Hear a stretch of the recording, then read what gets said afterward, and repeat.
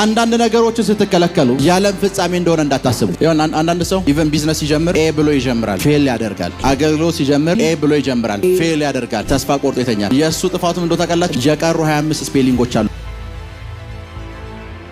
ዮሴፍ ትንሹ የፍሬ ዛፍ ነው። በምንጭ አጠገብ የሚያፈራ የፍሬ ዛፍ ነው። ቀስተኞች ኃይል አለን ያሉ መጥረቢያ የያዙ የሚዋጉ ምን አሉት? አስቸገሩት። ምን አትልም ብለው አታድግም ብለው ነደፉት፣ ተቃወሙትም። ነገር ግን ቀስቱ እንደጸና ቀረ፣ የእጆቹም ክንድ በያዕቆብ አምላክ እጅ በረታ። ምን ማለት መሰላችሁ? እናንተ ከዚህ ሰፈር ትገፉታላችሁ። ከዚህ ሰፈር ገፍታችሁት ቁጭ ብሎ አያለቅስም፣ ዲሳፖይንት አይሆንም። አሁንም ኃይሉን በእግዚአብሔር አበርትቶ ከናዝሬቱ ኢየሱስ አለ ብሎ ተመልሶ ወደዛው ስፍራ ይመጣል።